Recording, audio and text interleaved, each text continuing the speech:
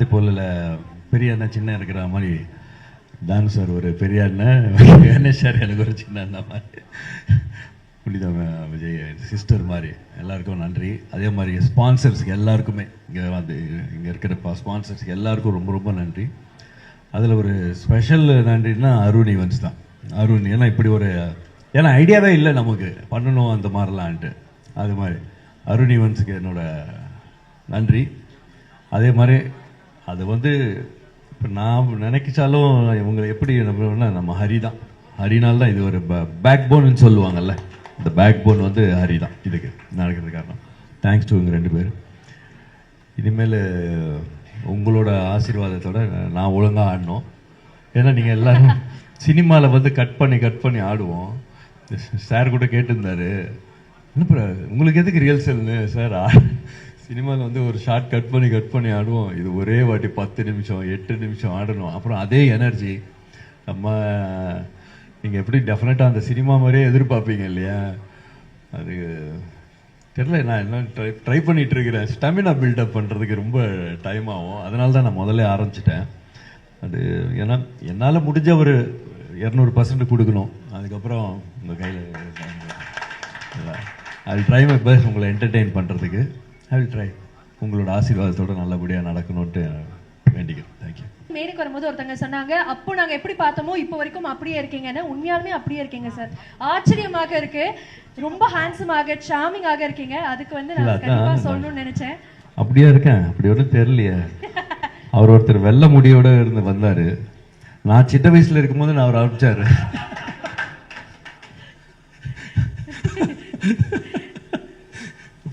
இவர் சின்ன வயசுல இருக்கும் போதெல்லாம் அப்ப பாருங்க சார். ஆனா you age like a fine wine தான் சார் சொல்லணும். கண்டிப்பாக ரொம்ப ஹேண்ட்ஸமாக இருக்கீங்க. பட் கண்டிப்பாக இந்த கான்சர்ட் பத்தியும் பேசி ஆகணும். இது வரைக்கும் நம்ம மியூசிக் கான்சர்ட் அப்படின்னா 3 மணி நேரம் நடக்குது அப்படின்னா அங்க எப்படி ஒரு ஃபங்க்ஷனாலிட்டி இருக்கும் அப்படிங்கிறது நமக்கு ஒரு சென்ஸ் இருக்கு. பட் ஆனா ஒரு டான்ஸ் கான்சர்ட்ங்கும் போது 3.5 hours டான்ஸ் ஆட முடியுமா அப்படின்னு அதுவே ஒரு பெரிய கேள்வியாக இருக்கு. அதுக்கு பின்னாடி எவ்வளவு எனர்ஜி இருக்க போகுது, எவ்வளவு சேலஞ்சிங்காக இருக்க போகுது அப்படின்னு பல கேள்விகள் இருக்கு. இதை நம்ம எப்படி பண்ண போறோம் சார்? இல்லை, சேலஞ்ச் டெஃபினட்டா இருக்கு, பெரிய அது அது அது சேலஞ்ச் இருக்கு. ஏன்னா அது பண்ணும்போது தான் நமக்கு தெரியும். அது அவங்க பார்த்தாங்கன்னா ரியல்சல் அது என்ன அந்த பேக் பண்ணோம்னா ஓஹோ இவ்வளோ இருக்குதா அப்படின்னு அவங்களுக்கு தெரியும். இவங்க சைட்லேருந்து வேற இருக்கும், பட் எங்கள் சைட்லேருந்து வேற மாதிரி.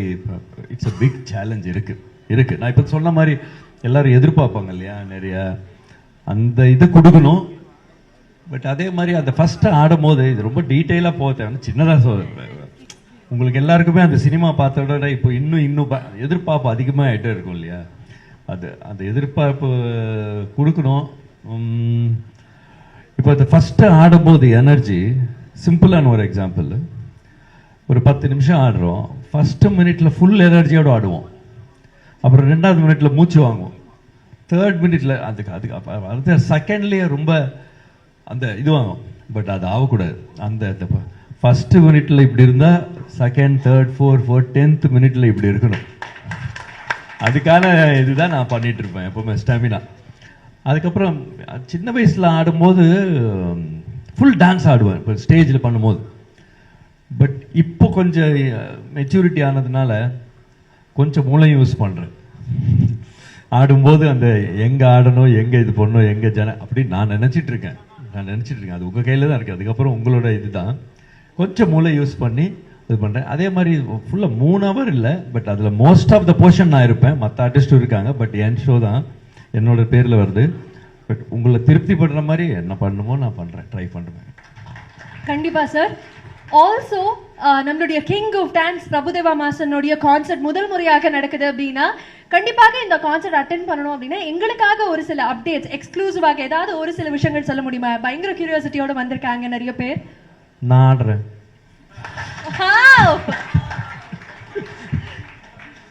இதுக்கு மேல as simple as that sir. ரொம்ப ரொம்ப எக்ஸைட்டடாக இருக்கு. thank you so much. மிக சிறப்பான முறையில் பத்திரிகை சகோதரர்கள்லாம், ஊடக சகோதரர்கள்லாம், தொலைக்காட்சி நண்பர்கள்லாம் இந்த நிகழ்வினை அகிலமெங்கும் எடுத்து செல்ல வேண்டும் என்று அன்போடு கேட்டுக்கொள்கின்றேன்.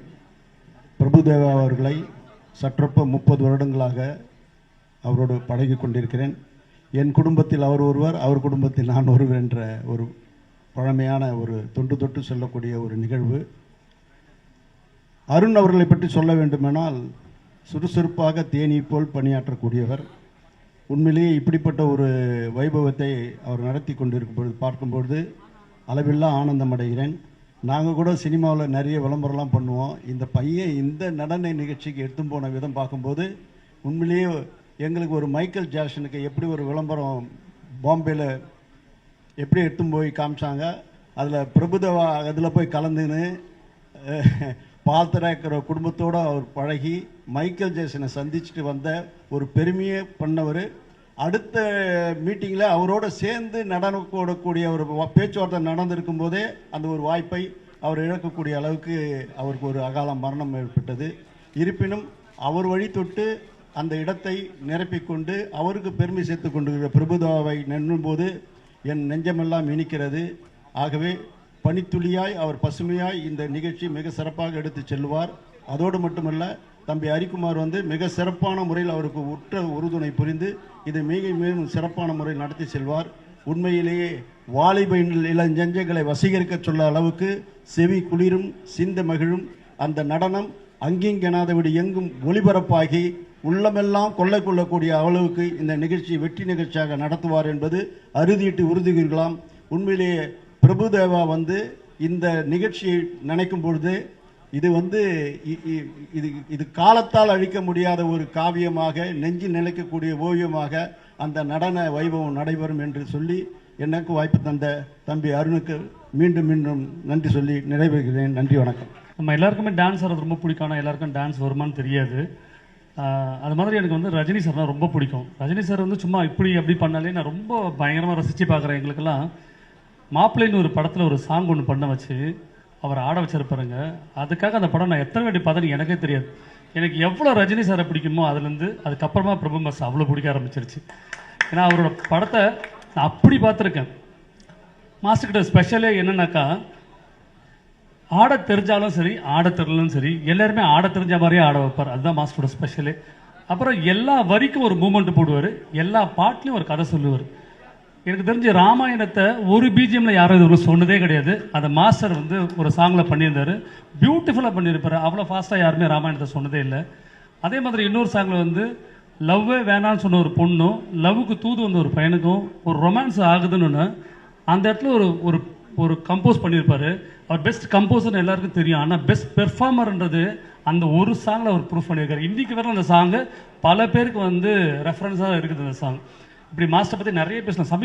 அதுக்கப்புறம் ஒரு படத்தில் அவர் ஆடினாரா நடந்தாரான்னு கூட எனக்கு தெரியல. ஏன்னா அவர் நடக்கிறதே நடனம்ன்ற மாதிரி ஒன்று பண்ணார். இங்கேயும் காதல் அப்படின்னு ஒரு சாங்கில் அவர் நடந்தே இருப்பார். சும்மா இப்படி பண்ணியிருப்பார், கேப் அப்படி பண்ணியிருப்பார், கால் அப்படி பண்ணியிருப்பார். அதுவும் பயங்கரமாக இருக்கும். எனக்கு அவ்வளோ பிடிக்கும் மாஸ்டர். ஆனால் அவ்வளோ பிடிச்ச மாஸ்டர் இவ்வளோ நாள் சினிமாவில் நான் ஒரு நாள் கூட அவ்வளோ ஒர்க் பண்ணதில்லை. நான் அசிஸ்டண்ட்டாகவும் ஒர்க் பண்ணதில்லை, நான் ஆர்ட் டைரக்டராகவும் ஒர்க் பண்ணதில்லை. நான் ஆர்ட் டைரக்டர் ஆனதுக்கப்புறம் மாஸ்டர் பாம்பே போய் பெரிய டைரக்டர் ஆகிட்டாங்க. அதுக்கப்புறம் எனக்கு அந்த வாய்ப்பே இல்லைன்னு நினச்சிருந்தப்போ ஒரு 3 மாதம் முன்னாடி திடீர்னு என்னை கூப்பிட்டு அருண் என்னை கூப்பிட்டு இது மாதிரி பிரபுதேவா மாஸ்டருக்கு ஒரு டான்ஸ் ஒன்று பண்ண போகிறோம், ஷோ பண்ணுறோம், நீங்கள் பண்ணுங்க, கூட ஹெல்ப் பண்ணுங்கன்னு கேட்டாங்க. எனக்கு என்ன பண்ணுறதுன்னு தெரில. ரொம்ப சந்தோஷம். ஏன்னா நான் ரொம்ப நாள் காத்திருந்து ரஜினி சார் கூட ஜெயிலர் ஒரு படம் பண்ண மாதிரி நான் ரொம்ப நாள் காத்திருந்து இந்த ஷோவில் பிரபு மாஸ்டரோட பண்ண போகிறேன்றப்போ ரொம்ப சந்தோஷமாக இருக்குது. அதே மாதிரி கூடிய சீக்கிரம் மாஸ்டர் கூட ஒரு படம் பண்ணணும்னு ஆசைப்பட்றேன். ஸோ இந்த வாய்ப்பளித்த அருணுக்கும் டைரக்டர் ஹரி அவர்களுக்கும் என்னோட நன்றி தெரிவிச்சுக்கிறேன். நன்றி.